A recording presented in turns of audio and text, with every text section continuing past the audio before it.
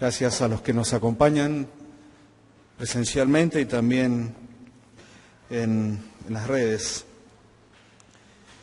Gracias, Tommy, por cada uno de los coros, algunos de ellos hermosos y que hacía rato, mucho tiempo que no cantamos.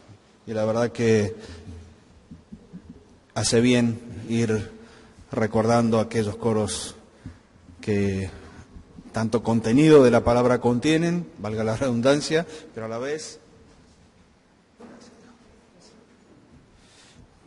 van guiando nuestro pensamiento en este momento y a la hora de abrir la palabra de Dios.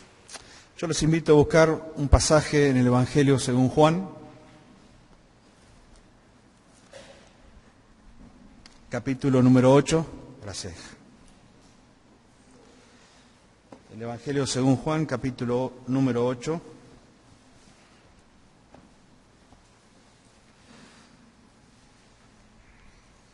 En donde precisamente este último coro tenía que ver con el sentir de este pasaje.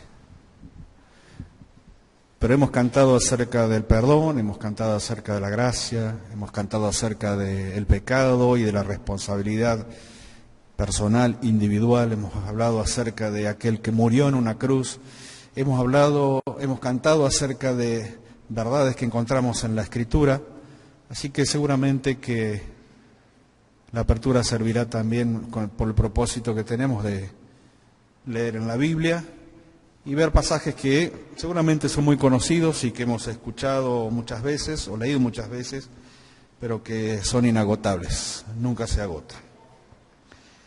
Dice el Evangelio según Juan, capítulo 8, pero con una pequeña salvedad tenemos que leer el último versículo del capítulo 7.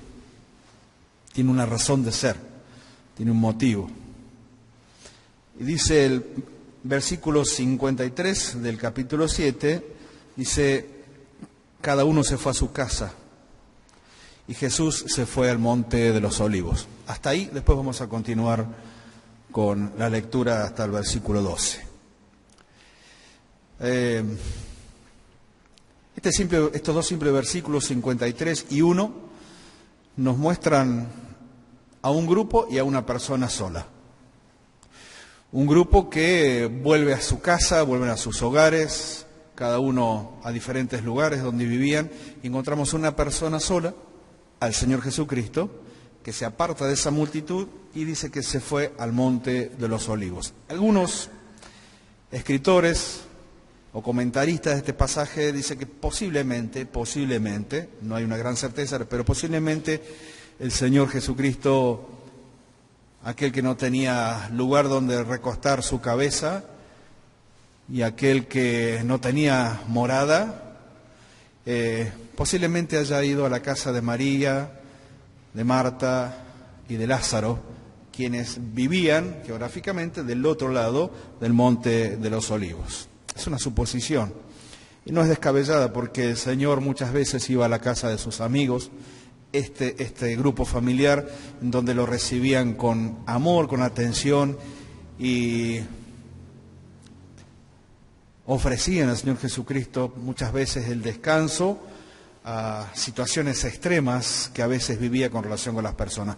¿Cuál es el trasfondo de este grupo que va a su casa y este Señor Jesucristo que va al Monte de los Olivos? Bueno, el capítulo 7 es un trasfondo terrible para esta búsqueda de descanso del grupo y del Señor Jesucristo.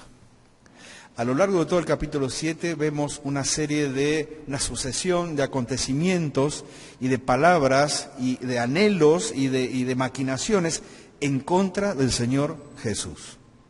Sus propios hermanos, porque estamos aquí en el inicio o en el transcurso de una fiesta muy especial, como era la fiesta de los tabernáculos, sus propios hermanos le dicen, no vayas a la fiesta, no vayas, sal de aquí.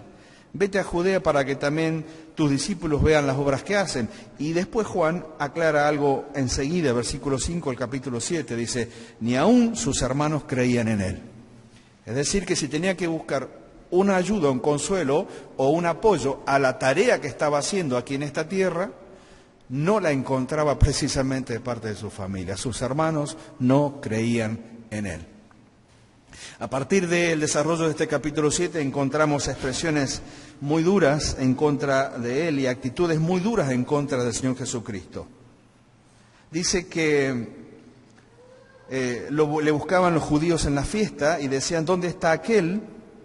Algunos decían que era bueno, otros decían no, él engaña al pueblo, versículo 10 en adelante, pero ninguno hablaba abiertamente de él por medio al resto de los judíos. Es decir, había un grupo de judíos que creían en él, otros que dudaban y otros que se oponían directamente a su persona, a su enseñanza y a su obra.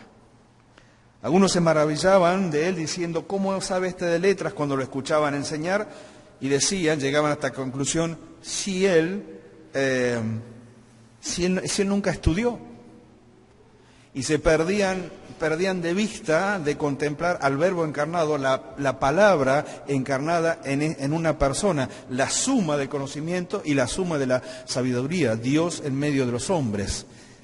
Perdían de vista la posibilidad de ver al Señor Jesucristo como alguien más que un enseñador. La multitud le decía, demonios tienes.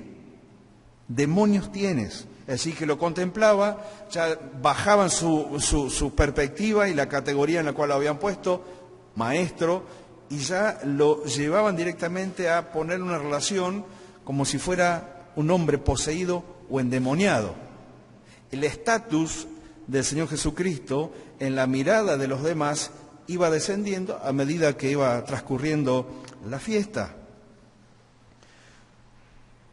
Versículo 25 dice, decían entonces uno de Jerusalén, ¿no es este a quien buscan para matarle? Es decir, que ya se sabía que había un grupo de personas que no soportaban la doctrina y la enseñanza del Señor Jesucristo y se sabía que lo buscaban para matarle. Avanzamos un poco en el capítulo 7 y entran en escena los fariseos. Y en el versículo 32 dice, los fariseos oyeron a la gente que murmuraba de él estas cosas, y los principales sacerdotes y los fariseos enviaron alguaciles para que lo prendiesen. Es decir, pasaron de la consideración a los hechos en contra del Señor Jesucristo. Una cosa era tener una mala opinión, una cosa era rebajar su pensamiento en cuanto a su persona, pero una cosa muy distinta era la acción de ir a buscar al Señor Jesucristo para que fuese prendido, es decir, tomado preso. Y el Señor tenía algo bien claro, que no era esa la hora establecida por el Padre para que esto aconteciese en su vida. Por lo tanto, no lo pudieron hacer.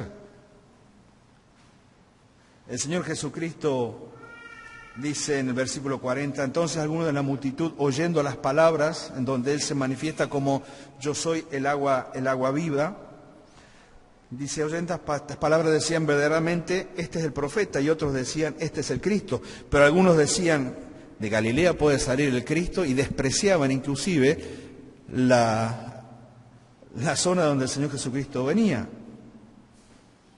Algunos de ellos querían prenderle, pero ninguno le echó mano. Los alguaciles, verso 45, vinieron a los principales sacerdotes de los fariseos, y estos les dijeron, ¿por qué no lo trajeron? Y los alguaciles respondieron, jamás hombre alguno ha hablado como este hombre, y está en signo de admiración.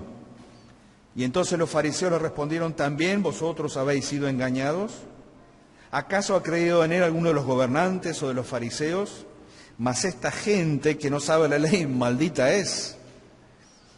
Y les dijo Nicodemo, el que vino él de noche, el cual era uno de ellos, un fariseo más, ¿juzga acaso nuestra ley un hombre si primero no le oye y sabe lo que ha hecho? Y respondieron, le dijeron, ¿eres tú también Galileo? Escudriña, ve que de Galilea nunca se ha levantado profeta. Un día muy difícil para el Señor, muy difícil. ¿Cuántos de nosotros podríamos soportar tanta oposición, malas opiniones, una mala consideración de nuestra persona cuando no damos ningún motivo para ser maltratados? Y mucho menos ningún motivo para ser perseguidos y aprendidos y ser llevados a prisión o a cárcel. Bueno, Esta ha sido la forma de vida de muchos cristianos a lo largo de la historia de la humanidad. Aquellos que han decidido seguir a Cristo saben que el discípulo tendrá que vivir exactamente lo que vivió el Maestro con relación a su conducta, con relación a su testimonio y con relación a la palabra que comparte. Y si bien hoy en día hay sociedades que están suavizadas en cuanto a la religión y en cuanto a la forma de tratar a aquellos que piensan distintos a ellos, y evidentemente un cristiano es una persona que piensa distinto a cómo piensa este mundo, siempre va a estar bajo la consideración grave, difícil, acusatoria, y si pueden echarnos manos, seguramente que van a intentar hacerlo. Y entonces esa noche, luego de tanto desprecio y de tanta maquinación en contra de él, un grupo se fue a dormir a su casa y el Señor fue al monte de los Olivos. Y por la mañana volvió al templo, dice el texto que estamos compartiendo. Por la mañana volvió al templo. Y todo el pueblo, verso 2 del capítulo 8, vino a él. Y sentado él les enseñaba. Y entonces los escribas y los fariseos les trajeron una mujer sorprendida en adulterio. Y poniéndola en medio, le dijeron: Maestro, esta mujer ha sido sorprendida en el acto mismo del adulterio. Y en la ley nos mandó Moisés a apedrear a tales mujeres. ¿Tú pues qué dices? Mas esto decían tentándole, para poder acusarle. Pero Jesús, inclinado hacia el suelo, escribía en tierra con el dedo. Y como insistieran en preguntarle, se enderezó y les dijo: El que de vosotros esté sin pecado, sea el primero en arrojar la piedra contra ella. E inclinándose de nuevo hacia el suelo, siguió escribiendo en tierra. Pero ellos, al oír esto, acusados por su conciencia, salían uno a uno, comenzando de los más viejos hasta los postreros, y quedó solo Jesús y la mujer que estaba en medio. Enderezándose Jesús y no viendo a nadie sino a la mujer, le dijo: Mujer, ¿dónde están los que te acusaban? ¿Ninguno te condenó? Y ella dijo: Ninguno, Señor. Entonces Jesús le dijo: Ni yo te condeno, vete y no peques más. Y otra vez Jesús les habló diciendo: Yo soy la luz del mundo, y el que me sigue no andará en tinieblas, sino que tendrá la luz de la vida.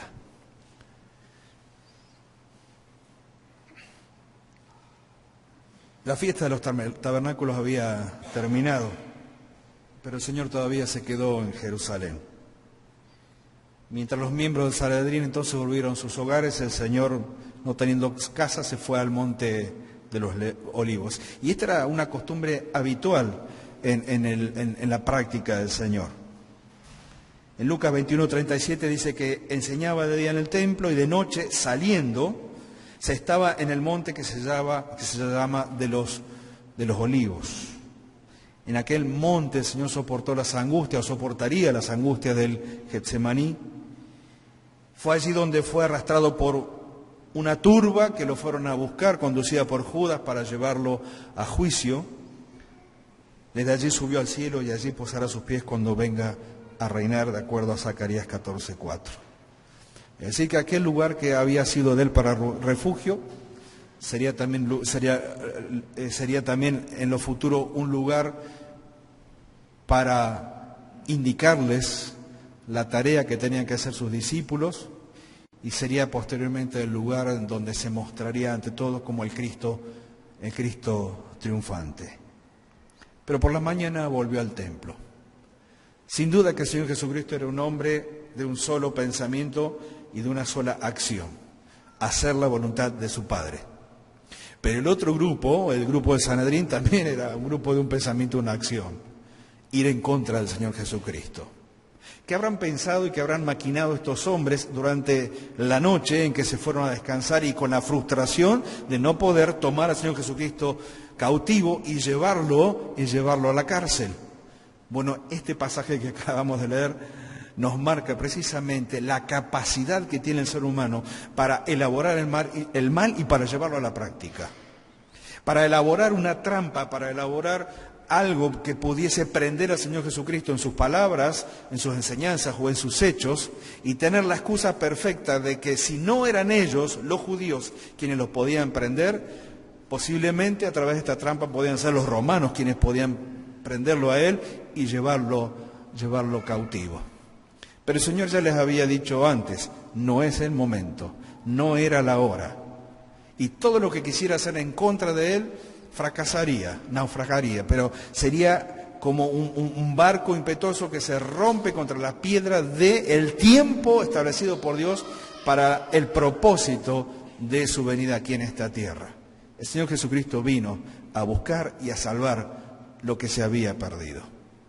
Y cualquier intento que existió, uno tras otro, las hojas de los evangelios nos van mostrando de que nada ocurrió fuera de la voluntad de Dios y nada ocurrió fuera del tiempo establecido por Dios. Había una hora, un lugar, un día establecido por Dios para la muerte de su Hijo Jesucristo, allí en una cruz. Y esta hora no era. Pero lo intentaron una vez más. Y lo hicieron de una manera bastante artera. El Señor estaba enseñando. Y este tiempo de enseñanza en donde, como dice, se sentó, seguramente sentado en la posición habitual en que un rabí, un maestro lo hacía, con una multitud que le rodeaba y escuchándolo a él, se sentó a enseñar. Y dice que en medio de ese tiempo maravilloso que tiene que haber sido escuchar personalmente al Señor Jesucristo y su enseñanza, los escribas y los fariseos le trajeron a una mujer sorprendida en adulterio y la pusieron en medio. Y entonces nos imaginamos la escena física.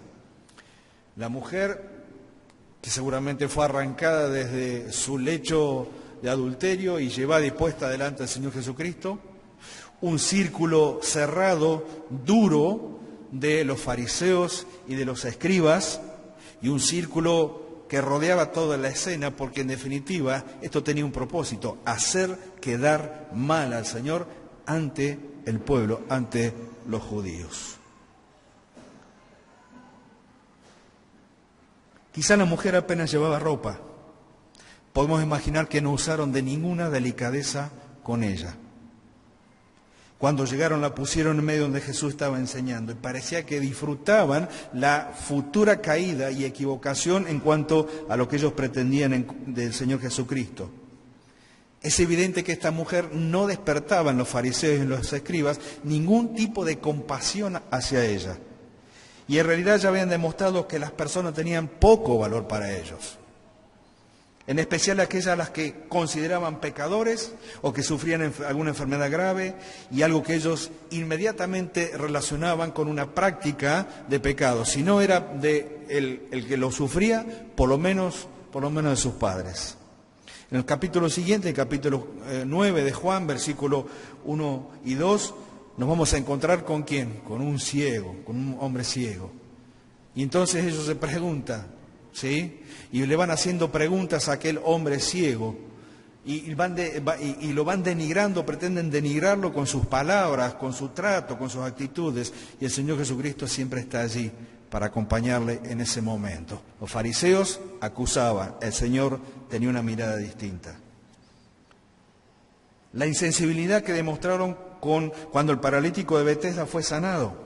Juan capítulo 5, versículo 1 al 8, es decir, eran incapaces de sentir la más mínima alegría o gozo por la recuperación milagrosa que había experimentado, que experimentaban las personas.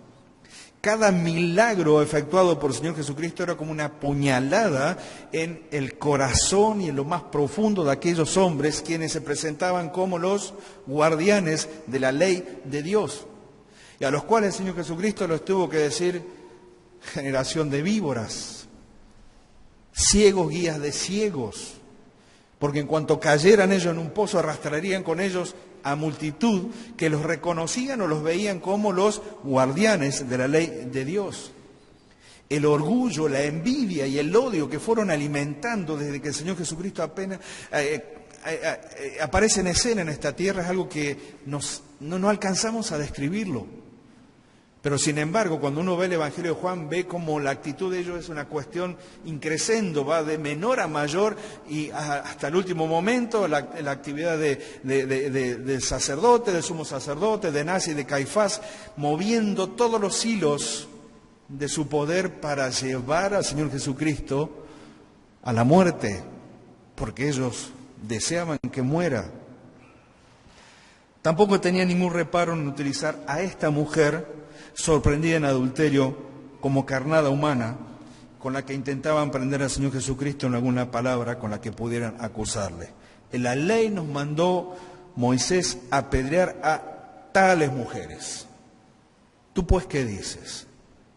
Con el tales ellos marcaban una línea bien demarcada acerca de ellos y nosotros.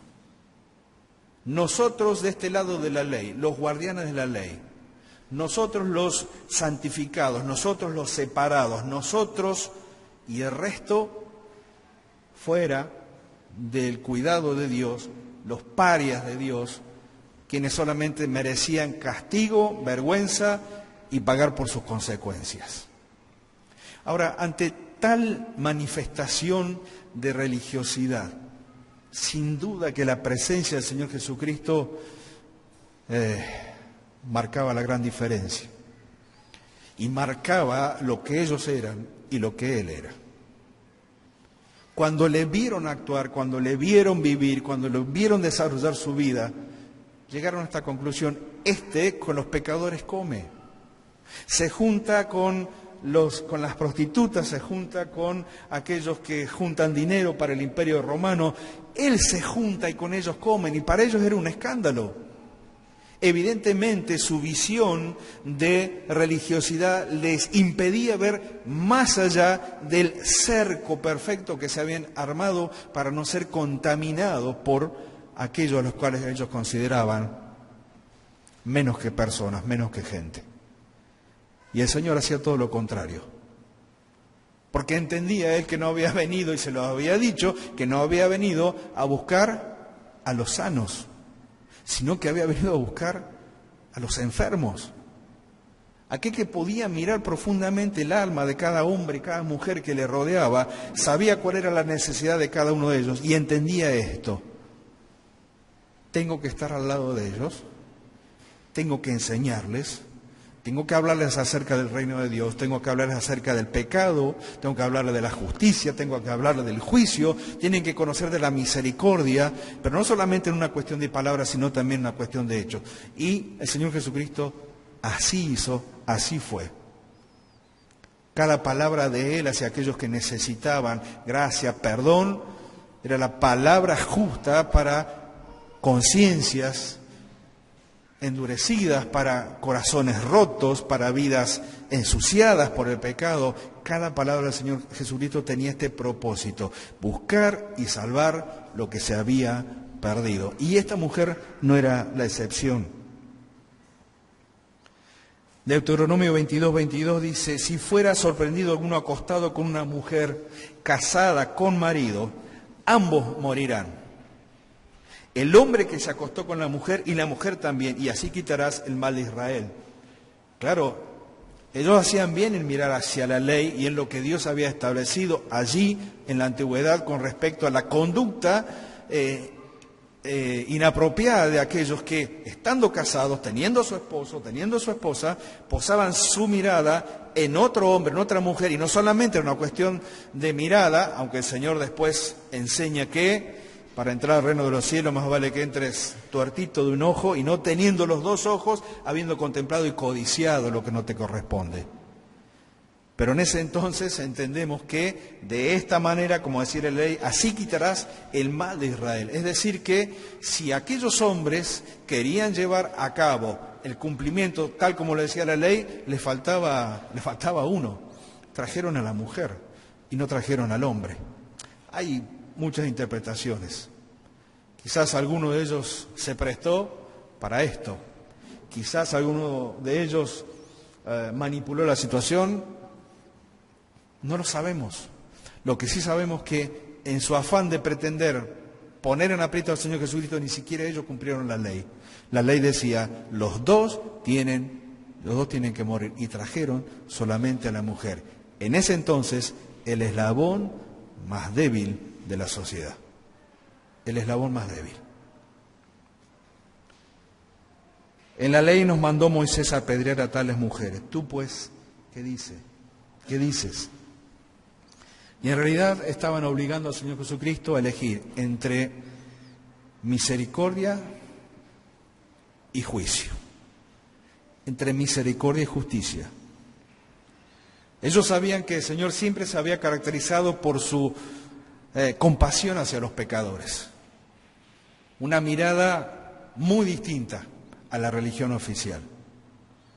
Era sabido por todos que uno de sus discípulos más íntimos, como era Leví o Mateo, había sido publicano, despreciado por los de su pueblo. Sin embargo, el Señor lo buscó, lo trajo y su vida fue cambiada.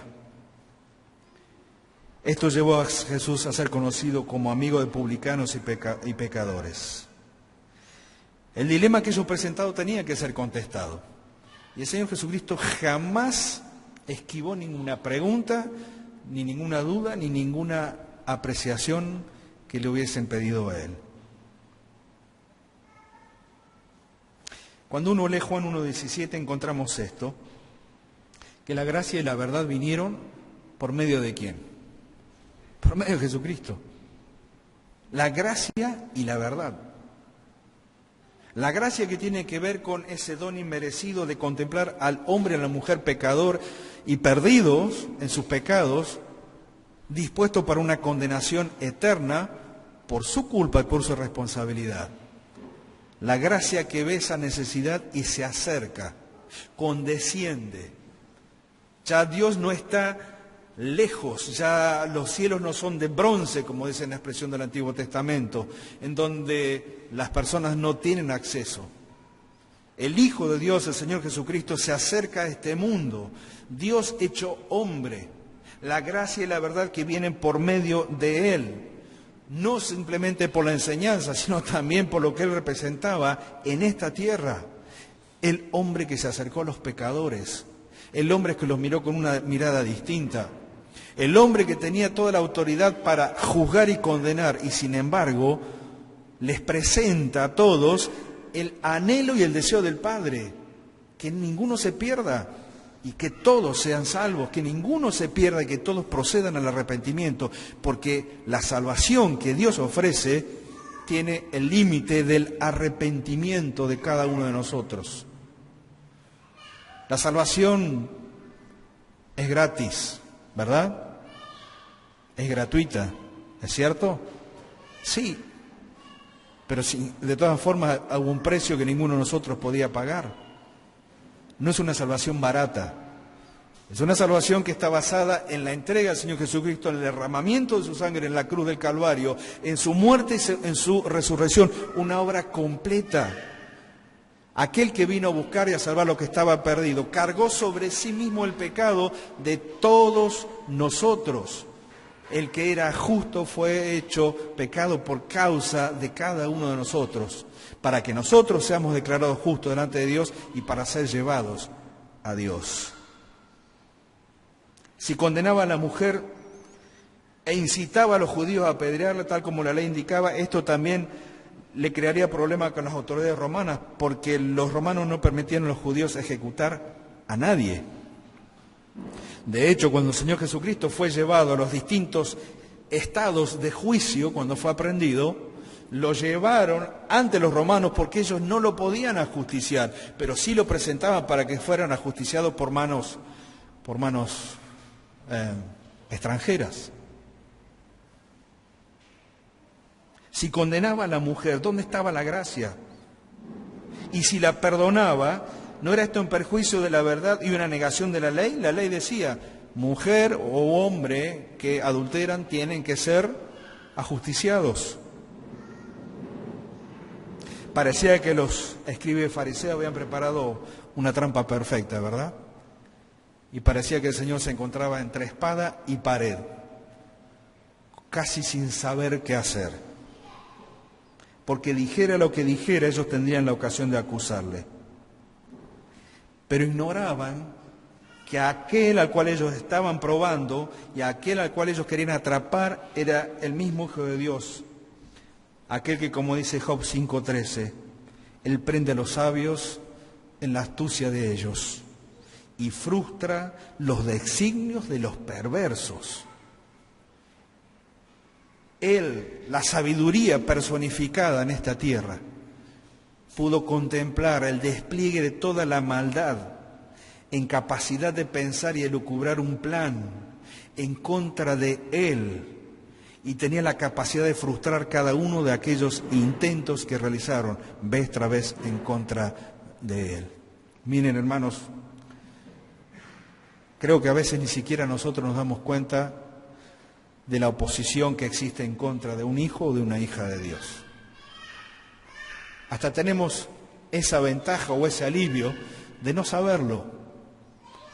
Pero ¿cuántos hay a nuestro alrededor que por el solo hecho de ser hijos e hijas de Dios, creyentes, cristianos, nacidos de nuevo, renacidos por la obra de Cristo en la cruz, cuántos hay que por detrás nuestro nos desprecian, no nos quieren, tienen una mala opinión y una mala consideración por el solo hecho de seguir a Cristo?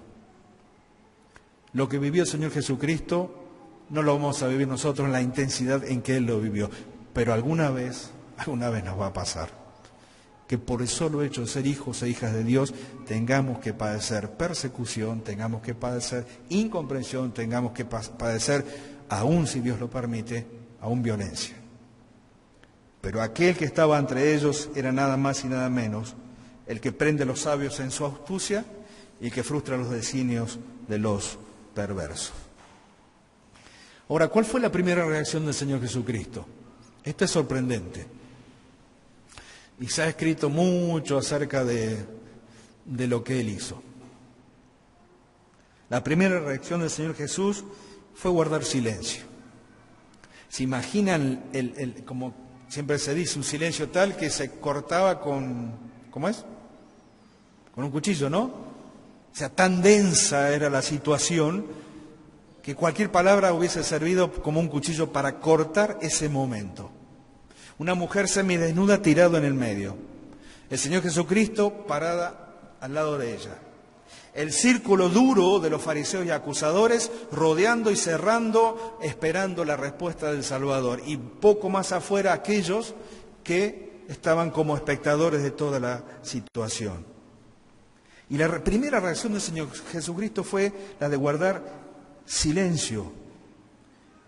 Pero Él ya les había dicho muchas veces verdades que ellos escuchaban, oían, pero no guardaban ni retenían. Pasaban por sus orejas, pasaban por su entendimiento y no quedaban ahí. El Señor ya les había dicho que Dios no había enviado a su Hijo al mundo para condenar al mundo, sino para que el mundo sea salvo por Él.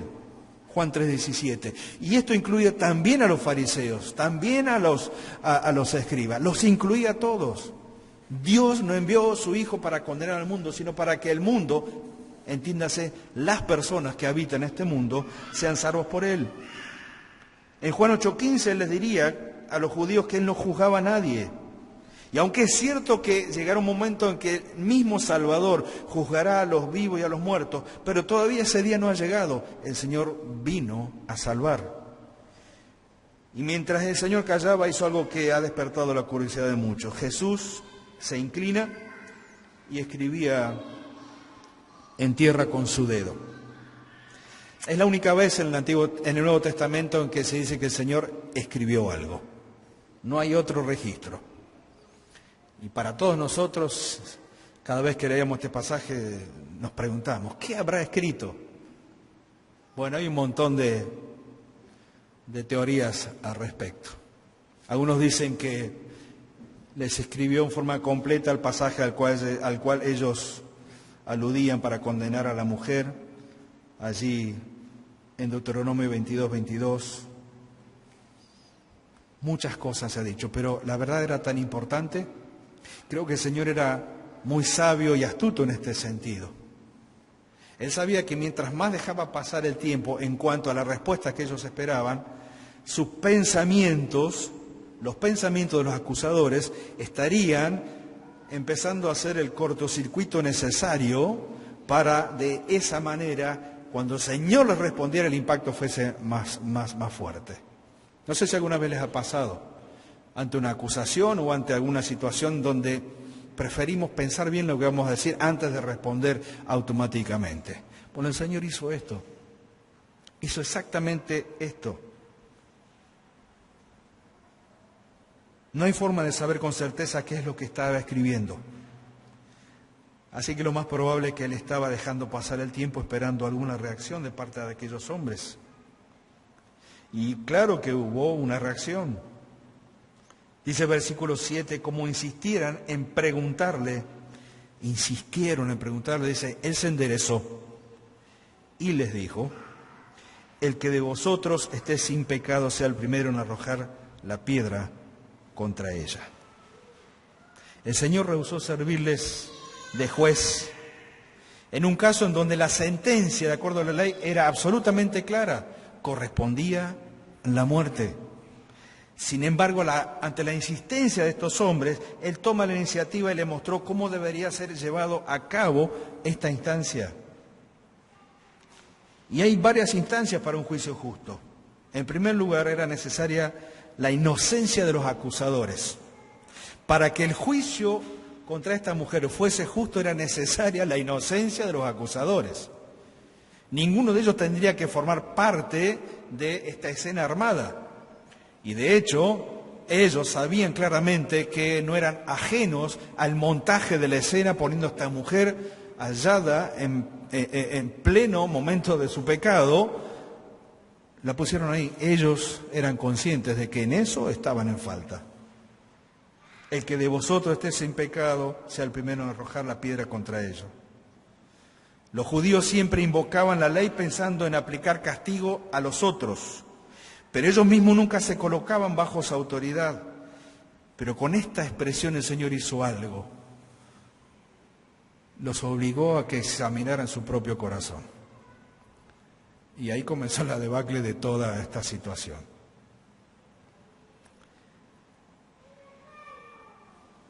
El Señor no negó la culpabilidad de la mujer. Eso es importante tenerlo en cuenta. Y no es que pasó por alto su falta, su pecado. Estaba infringiendo la ley de Dios. Pero la pregunta es, ¿y el resto? ¿Estaban ellos libres de pecado? ¿Qué los motivaba a acercarse hacia el Señor Jesucristo? ¿El odio? ¿La envidia? ¿El desprecio? Ninguno de ellos podía decir, yo puedo hacerlo. Es importante notar que el Señor no le dijo que la mujer no hubiese pecado o que la transgresión era pequeña y podía ser pasada por alto. Lo que hizo con esta pregunta fue recordar a sus acusadores que no eran ellos quienes podían formular cargo alguno en contra de ella, porque sus móviles no eran correctos y sus vidas distaban mucho de ser puras. En contraste con eso, el Señor sí podía juzgar justamente. Posteriormente, en el verso 46 de este capítulo número 8, el Señor les preguntaría, ¿quién de ustedes me redarguye de pecado? Le dice a los fariseos, ¿quién de todos ustedes me puede acusar a mí de algún pecado? Y ninguno pudo jamás hacer nada de esto. De hecho, cuando leemos, cuando fueron a prender al Señor Jesucristo, se nos enseña de que buscaron testigos falsos, que buscaron personas que atestiguaran en contra del Señor Jesucristo, que mintieran en contra de Él porque no había absolutamente nada, ni nada que Él hubiera dicho o hecho de lo cual podían tomarlo para acusarlo ante la ley. En segundo lugar, el Señor les enseñó que se debe juzgar sin hacer acepción de personas. La ley de Moisés citaba al hombre y a la mujer. Ellos obviaron al hombre y pusieron a la mujer. Es decir, que le dieron un plus de salvación al hombre que había participado en el mismo acto de pecado. Pero la mujer fue puesta allí en ese lugar, el eslabón más débil. Con mucha frecuencia vemos este tipo de inconsistencia en cuanto a las acusaciones. Esa doble moral nunca está presente en el juicio de Dios. Es el único que juzga recta y perfectamente todo acto que podamos cometer. Él. Existe un juicio divino, en tercer lugar, en donde todas las personas habrán de ser juzgadas. Los judíos y todos los hombres esperan el juicio divino sobre los demás, pero rara vez sobre ellos mismos. Los escribas y los fariseos se acercaban a Jesús reclamando el juicio para esta mujer, pero no pensaban que en ese día ellos mismos iban a ser juzgados por aquel que al contemplar cada persona y cada corazón los ve abiertos, porque sus ojos son los mismos ojos de Dios. Y la mirada del Señor Jesucristo es escudriñadora hasta lo más profundo del ser humano, hasta el mínimo secreto, hasta lo más pequeño que pretendamos esconder delante de Él. Y lo cuarto es que que podemos aprender es que todos los pecados serán juzgados. ¿Necesitaba juicio el pecado de la mujer? Sí, pero el Señor sabía que ninguno de aquellos que la acusaban estaban exentos también de este juicio, que viene en primer lugar de parte de Dios. Estos fariseos y escribas eran el tipo de personas que no matan, no roban, ni han cometido grandes pecados. Y pensaba que ya no pasarían por el justo juicio de Dios. Y esta suposición es falsa porque pretende de que Dios solamente condena juicios groseros o terribles o graves. Pero la mirada de Dios no hace discriminación en cuanto a esto. Por eso, cuando nuestras vidas personales son puestas bajo la mirada de Dios, bajo la palabra de Dios que nos muestra tal y como somos, hombres y mujeres pecadores, todos sin distinción, la verdad que no nos podemos poner a compararnos entre si mi pecado es más pequeño o más grande, o más terrible o más leve que el que está a mi lado. Porque la mirada de Dios es personal y es particular, así como la salvación de Dios es personal y particular.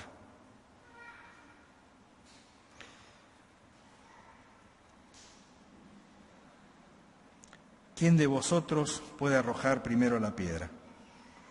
Inclinándose de nuevo hacia el suelo, siguió escribiendo en tierra. Pero ellos, al oír esto, acusados por su conciencia, salían uno a uno, comenzando de los más viejos hasta los postreros, y quedó solamente Jesús, solo Jesús y la mujer que estaba en medio. ¿Se acuerdan que vimos el miércoles pasado? ¿Qué nos compartió Pablo? Abogado tenemos para con el Padre, Paracleto, el Señor Jesucristo. Y esta mujer tuvo al mejor abogado que podría haber anhelado jamás. Era de entender de que desde los más viejos en primer lugar hasta los más jóvenes comenzaran a tirar la piedra.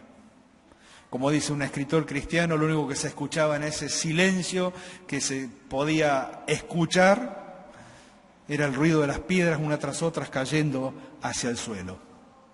La mujer inclinada, seguramente muerta de vergüenza por lo que estaba sucediendo, siendo expuesta, y el Señor, su mirada y todavía escribiendo en tierra. ¿Quién de ustedes va a tirar primero la piedra?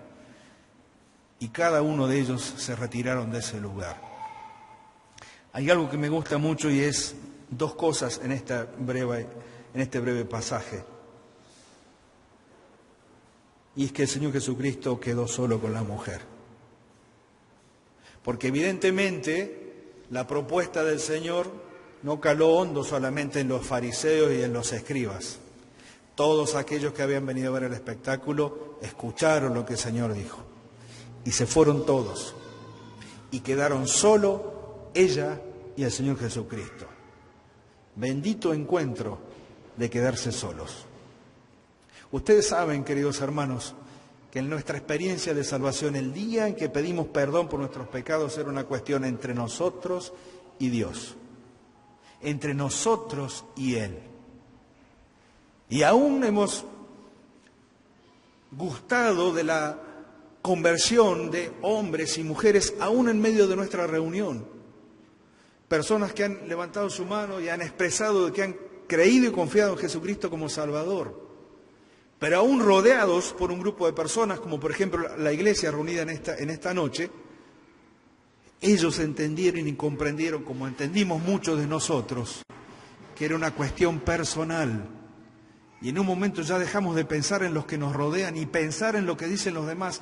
Y me interesa solamente lo que piensa Dios de mí, lo que dice de mi vida, lo que conoce de mi vida, que no puedo esconder. Y lo que me interesa ya no es ni siquiera la mirada de los demás, solamente me interesa la mirada de Jesús. Y es esta mirada la que rompe y parte la dureza de cualquier corazón. Quedó solo Jesús y la mujer que estaba en medio. Y dice el versículo 10, y enderezándose Jesús. ¿Qué me indica esto? Que el Señor estaba a la altura de ella. Que el Señor estaba a la altura de aquella mujer que estaba siendo acusada justamente. El Señor condescendió y se puso a la altura de la vergüenza y del dolor de ella. Y solamente cuando vio que ellos estaban solos es que Él se pone de pie, enderezándose. Y desde ese lugar de toda autoridad que Él tenía sobre ella, le hace una pregunta terrible. No viendo a nadie, sino a la mujer que estaba en medio.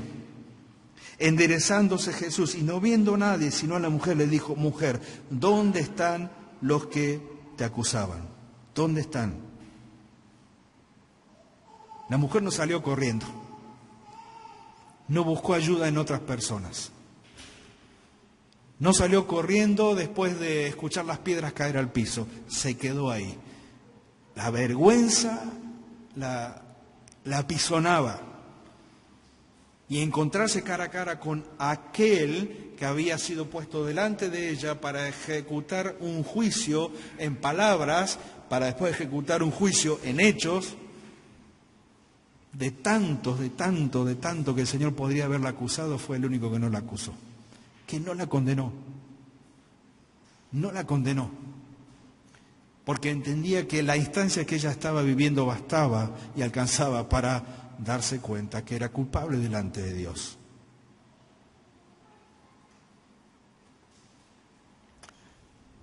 La iglesia tiene que manejarse dentro de este parámetro.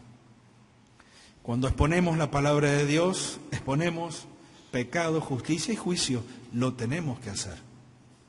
El pecado de las personas tiene que ser abierto con la Escritura. Tiene que ser confrontado con la Escritura. Y tiene que ser sanado con la Escritura. El pecado que Dios conoce de nuestras vidas solamente se cura, se sana y nos salvamos conforme a la Escritura. Y el único que nos puede condenar es también el único que nos puede perdonar. Eternamente, una vez y para siempre, pero cada uno de nuestros días, cuando nos damos cuenta y llegamos a la presencia de Dios, muchas veces al finalizar nuestro día de vida, a la noche, y miramos hacia atrás, decimos, Señor, la verdad que he fallado, la verdad que he pecado. Abogado tenemos para con el Padre. Y aquel que se puso de pie ante la mujer encontrada en adulterio es el mismo que se pone de pie delante nuestro cada día y me dice, aquí estoy, te juzgo y veo que pecaste y puedo condenar, pero aquí estoy otra vez para traerte conmigo, no para apartarte, no para alejarte, para traerte conmigo. De eso se trata ir a Dios, ir a Cristo o volver a Él. Se trata de eso. ¿Dónde están, mujer, los que te condenaban? ¿Ninguno te condenó? ¿Ninguno te acusa ya? Y ella le dijo, ninguno. Y podría haber cerrado ahí la frase.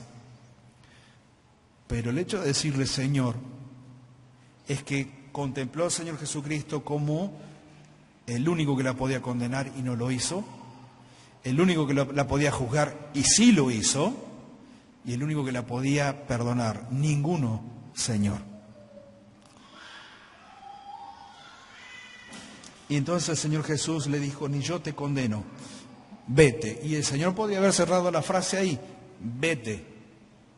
Y sin embargo marcó la consecuencia directa de la salvación de toda persona en esta tierra y en todos los tiempos con relación a la salvación. Porque nosotros podemos venir y pedir perdón por nuestros pecados. ¿Dónde está la diferencia de aquella vida que yo vivía antes y esta vida que se me propone ahora? Esta expresión del Señor Jesucristo. Vete y no peques más. Y el Señor está marcando la posibilidad de que podamos aún pecar. Pero el pecado para el creyente no es una continuidad. El pecado para nosotros los creyentes tendría que ser, en la medida que podamos, nunca, y si alguna vez sucede, solamente un accidente en nuestra vida como cristianos. No una constante. Porque la constante del pecado en la vida de aquel que se dice cristiano pone en duda lo que dijo con su boca y que no acompaña con sus hechos. Vete, pero no peques más. Tienes una posibilidad a partir de ahora. Yo me imagino cómo habrá sido el regreso de esta mujer. No debe haber sido fácil, ¿no? Porque volvió perdonada de sus pecados, por sus pecados, perdonada, pero tenía que volver a la realidad de una sociedad que seguramente iba a ser difícil para ella. Y muchas veces ha sucedido con tantos hermanos y hermanas, que habiendo pedido perdón por sus pecados y aceptado a Cristo como Salvador, tenían que volver desde allí a una realidad difícil en su casa, difícil en sus hogares. El único creyente o la única creyente de su casa. Y volver a una situación a veces de desprecio, una situación de violencia, una situación... Los creyentes no estamos exentos de esto, pero hay una realidad. Una vez con Cristo, siempre con Él. Y aquel que ha prometido acompañarnos hasta el fin del mundo es aquel que lo ha hecho cada día de nuestra vida, desde el día en que pedimos perdón por nuestros pecados. El Señor Jesucristo posteriormente, en otra instancia, menciona este último versículo. Yo soy la luz del mundo y el que me sigue no andará en tinieblas, sino que tendrá la luz de la vida. Y evidentemente el Señor fue luz para aquella mujer. Luz en medio de su pecado, luz en medio de su vergüenza, luz en medio de la exposición pública, luz en medio de la mirada dura de los guardianes de la religión y luz en medio de la mirada de los espectadores. El Señor fue luz en una situación de mucha oscuridad. No sé cómo está tu vida hoy, pero Dios sí la sabe. No sé cómo te ves vos delante de Dios, pero Dios sí te ve. Dios puede contemplar cada instancia de tu vida y darse y quiere que te des cuenta de cómo Él te ve para que sepas cómo actuar en consecuencia. Un solo versículo más para terminar. Hebreos, capítulo 4.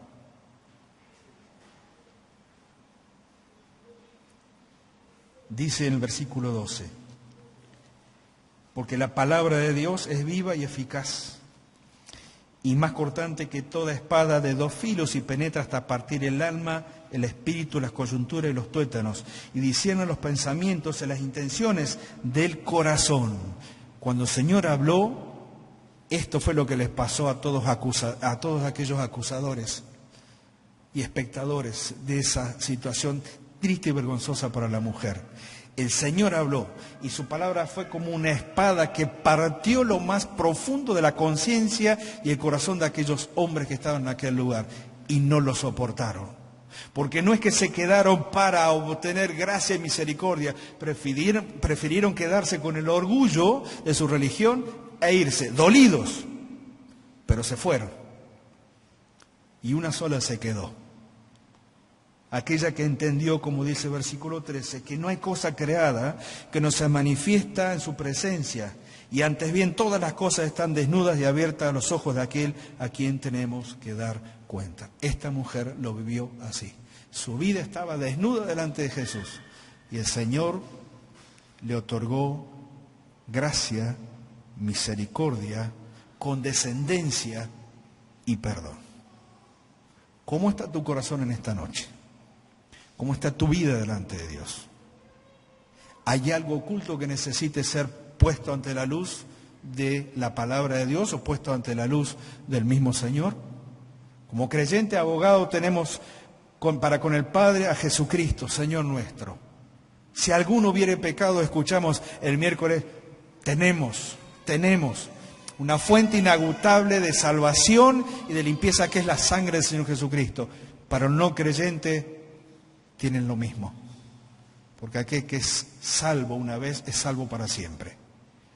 El perdón de los pecados que ofreció el Señor Jesucristo a aquella mujer es el mismo perdón, no distinto, el mismo perdón que recibió.